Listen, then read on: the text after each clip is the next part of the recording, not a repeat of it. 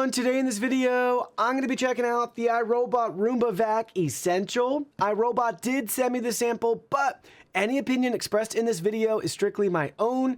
That being said, if you're interested in this product or you want to find out more about it, the link to it will be in the video description. So how does our iRobot Roomba Vac Essential stack up against the competition? Well, let's go ahead and take a look.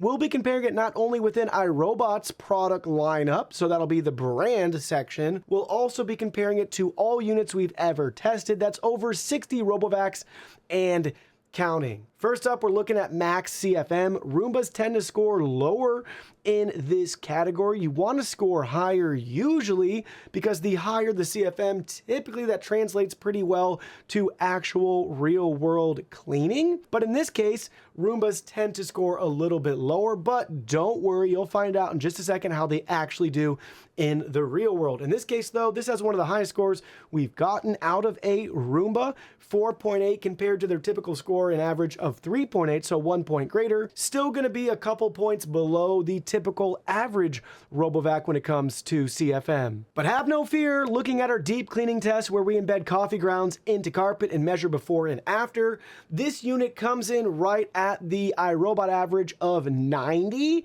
which is 5 points better than the typical average RoboVac when it comes to real world deep cleaning. Next, we'll talk about decibels. With these values, the higher the value, the louder your vacuum's going to be. The good news here though, this is just right at average. It's not going to be any louder or really any quieter than your typical RoboVac. Moving right along, let's talk about battery life. This is measured in minutes. We have 120-minute runtime with our Vac Essential. It's about 15 minutes more than the typical Roomba average, but it's going to be about a half an hour less than your average RoboVac. A big reason why the battery life's below average is due to the fact that we have a below average battery capacity. Within Roomba and iRobot's own lineup, we're actually 200 milliamp hours greater than their average, which is good, so we're heading in the right direction. But compared to the overall typical RoboVac, we're still going to be about 1,400 milliamp hours less. But I will point out that it's impressive that with that smaller battery, Roombas specifically are able to squeak out, I would say, much better energy efficiency. So, tip your cap to iRobot for that. Next, let's talk about height. This is measured in inches, 3.2 inches for the height compared to the brand average of 3.5. So it's a little bit on the shorter side. Compared to the typical average RoboVac, we're going to be about 0.4 inches less. That's due to the fact that this does not have LiDAR navigation. If it did, you'd have a module up at the top for it to navigate and spin lasers around. We don't have that in this case. So the benefit or trade-off there is it's not going to be as smart when it comes to features like mapping, zone, room cleaning.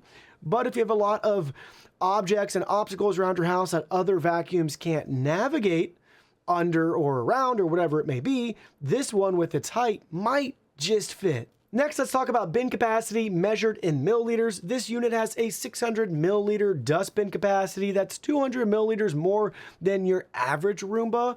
And I want to point out, if you're looking at the Roomba Combo Essential, the same vacuum as this, but with a mopping module. That one has a 400 milliliter dustbin, so this one has 200 milliliters more. The average typical RoboVac has a 420 milliliter dustbin. Last but not least, let's talk about the cost. So this is going to be one of the most affordable Roombas on the market today, so within iRobot's lineup, and it's going to be a couple $100 less than the typical average RoboVac. But the good news here is, looking at all of our key metrics, we're seeing at or near the average, but we're not at or near the average cost. So sure, there's features missing: self-empty, mopping, mop washing, drying, refilling, cleaning, all of that good stuff, LiDAR navigation, advanced mapping. But at the same time, if you're just looking for a floor cleaner for hard floors and carpets, and you could care less about a lot of that other stuff,